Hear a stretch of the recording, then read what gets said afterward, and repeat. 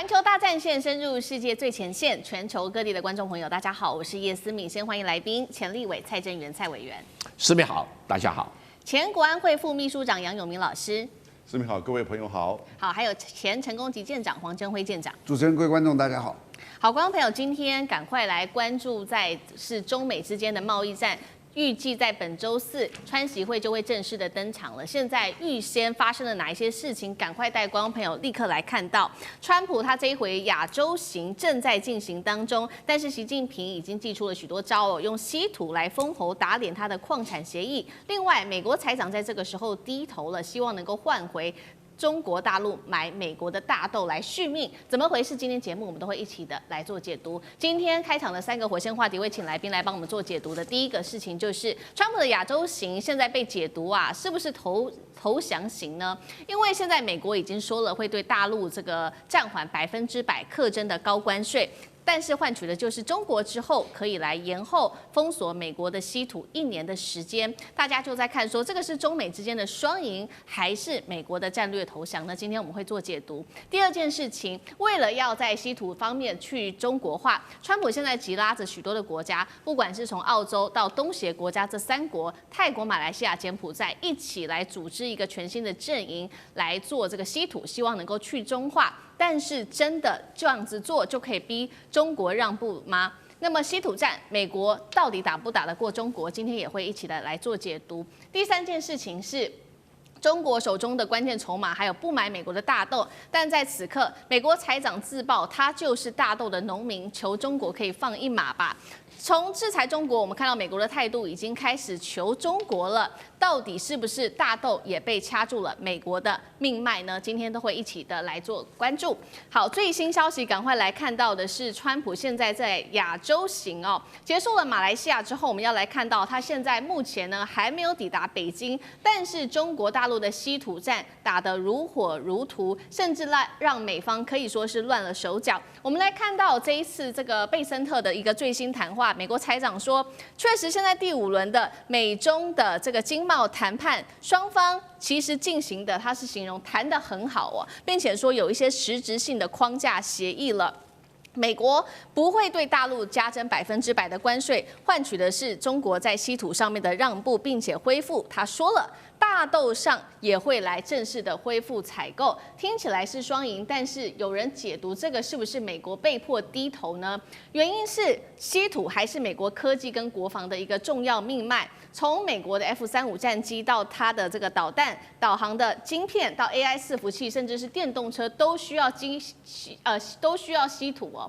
而大陆它掌握了60%的稀土的量产跟精炼技术达到了90%，所以川普这时候赶快急着求着其他的国家一起来做稀土，包括刚刚提到的澳洲签下85亿美元的关键矿产合作案。而在这一次，他特别访问东协国家，也拉拢了这个3个国家：泰国、马来西亚跟柬埔寨，一起来个别签订协议，希望一起来做稀土，分散对于大陆供应链的一个高度依赖。但是讽刺的事情是，这个协议都跟东协都还没有正式的先生效哦。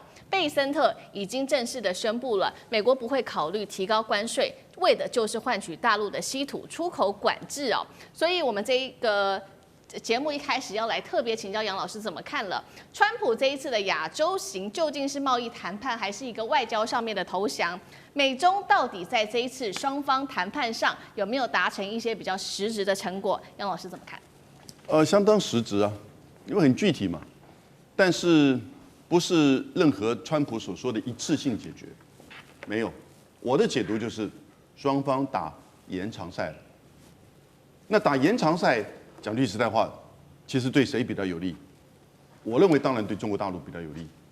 首先呢，既不是美国贵，也不是中国大陆退让，因为美国这个100%本来就不可能真的实施下去。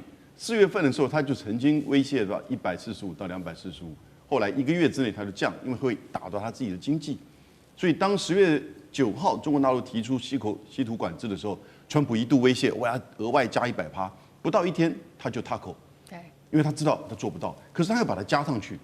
然后他又加上一些其他的电脑软体，还有呢，9月份的时候碰到了就是所谓的延伸管辖、常备管辖，后来发生安氏半导体的这个案件。那我觉得，川普其实在这个取消100%里面哈，不只是如此，因为贝森特还没有讲完整。我们现在只是看到贝森特在电视上讲的话，确实内容还不完整。可是呢，它里面有提到，为了要维持中美贸易平衡，它可能会增加对美国对中国商品的出口。这什么意思？就可能有一些会解禁。就过去举例而言，是不是英伟达的这个芯片，还是电脑软体 EDA，哦，这个都可能会在这个里面。对中国大陆而言，有人会觉得，哎，这个稀土不是要打得让美国趴不下来吗？不过不要忘记哈，中国大陆并不是禁止稀土出口，所以我们这边讲封锁是不对的，它只不过是说照管制。那可是这里面比较这个严苛的就是，针对如果要用在高端晶片哦的这些呢，它可能要逐案审批。还有也就是0.1%的稀土价值含在任何的商品里面，它也要审批。那这个东西就会打得比较重。可是我讲句实在话，当中国大陆说，稀土延后1年实施，可是你看到10月9号，它一切都端出来了。第一个，事实层面，稀土还是中国主要生产90%以上。第二个，当中国大陆把这些管制的规定都端出来之后啊，说是说1年后实施，可是这1年哪一个中国的企业，哪一个外国企业会不遵守这些规定？它还是可以照这些规定做。那大概真的可能会延后的就是，大家可能要用那个中文软体去登记，可以延后了。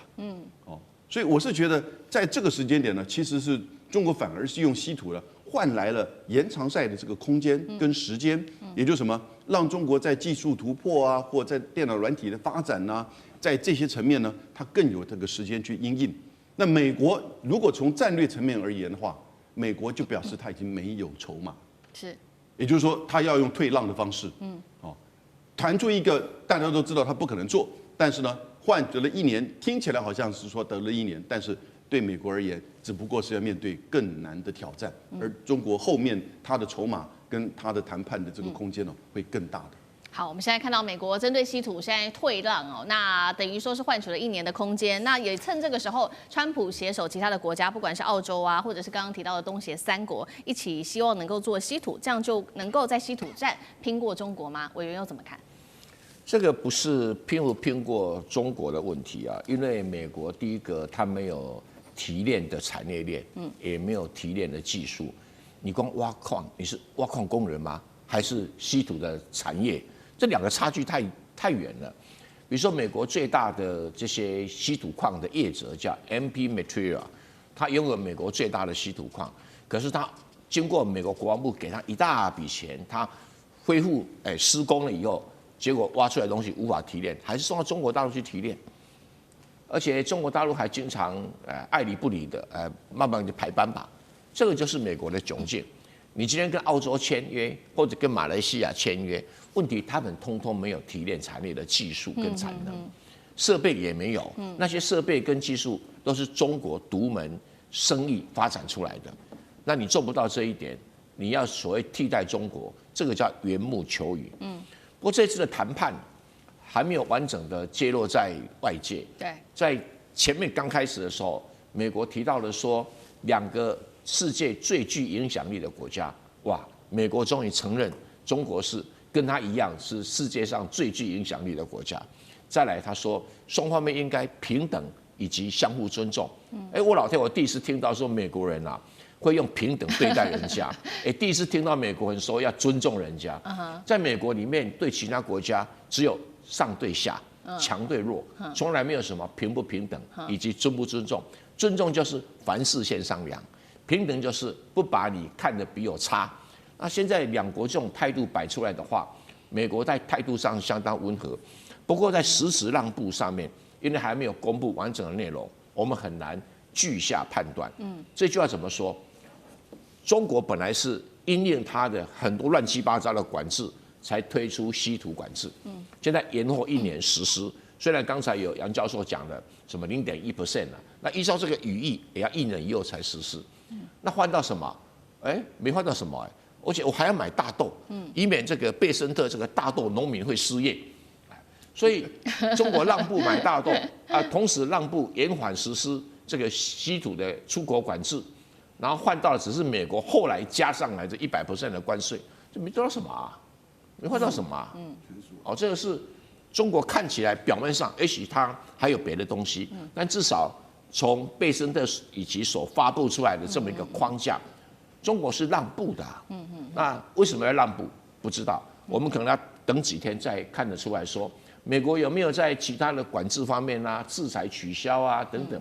那如果没有的话，那表示，中国单方面让步，那这个可能，大陆老百姓会不会接受？我是存疑的。尤其是当中美两国哈，已经打得这么热络了，对啊，还要什么关键软体啊，还要这个什么飞机零组件啊等等，对啊，所以我是觉得我们再看看吧，哦，不要这么急的继续判断说中美两国谁让步比较大。好，谁让步还不知道，因为毕竟这个谈判第5轮的中美之间的谈判才刚结束，所以细节内容在这几天的这个新闻上，我们会持续的帮观众朋友来做关注。刚刚讲到了大陆手中的2个筹码重点之一，除了稀土之外就是大豆了。确实，这一次美国财长贝森特他自己在电视上面亲口说：“我本人就是大豆农民，中国拒买美国的大豆让我非常的痛苦。”那确实呢，我们看到近期中国大陆从这个不管是阿根廷啊，或者是巴西来做大量采购，造成美国的豆仓。上次我们看到了嘛，这个因为豆子太多了，所以整个爆满之后还爆裂哦，那价格也暴跌。川普当时从制裁中国，现在已经变成说互相平等，互相可以做谈判。如今是求中国买豆，舰长您如何看中国大陆的这一局针对美豆？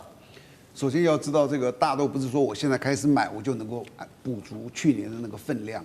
我们假如把2024年，好比说中国大陆买这么多的大豆哦，它采购到今年的9月份，它已经买了82%了。那它在这段时间，它少向美国买了多少呢？它少向美国买了2090吨的大豆，就是说他去找巴西、阿根廷。所以现在我就算转过头去向美国去买好了，他不可能把所有这些都补齐，因为他去年的分量，如果说买的跟去年一样，它只剩下1800多吨。就我全部跟美国买也补不足，而且到现在那是9月，现在又到了10月，中国大陆到底买了多少？那还要最新的数字出来才知道。就是我就算去找美国去买，也不见得补得足去年美国所采购的这个量，所以这是一个。这是第二个，就是中美贸易谈判，尤其是跟美国谈判，你就知道任何东西只是暂时性的。对。好，现在好像很顺利，怎么样？可能再隔2个礼拜。川普又一个什么不高兴，又怎么样，然后又开始了，所以这个只是一个暂时性的止血，它绝对不是一个政策的解决。这是第一个。那至于他是不是在为下一轮谈判布局哦，我觉得是这样。所有的谈判其实都在看，好比说我跟你谈判，我们都在看双方的牌嘛。你有什么牌，我有什么牌。你没有牌，那我只有任人宰割。那这个牌这中间又有一个分的，一个是致命的，一个是不是致命的。好比说我们2个打仗，我有一大堆武器，我告诉我有 F-16。我有 M1A2， 我有什么战舰，你只要告诉我一样东西，我就知道我说。你说我有一颗核弹，那我知道不能。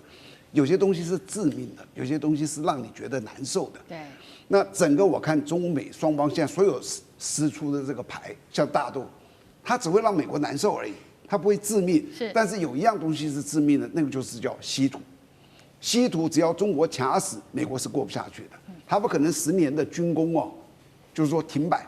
然后我现在来看，我不要说讲得很细，我现在去分析一下中美的这个贸易战哦，最后中国一定胜，它的原因有4个。第一个原因就是稀土的原因，因为只有它有致命的，美国没有一样东西是中国致命，这是第一个。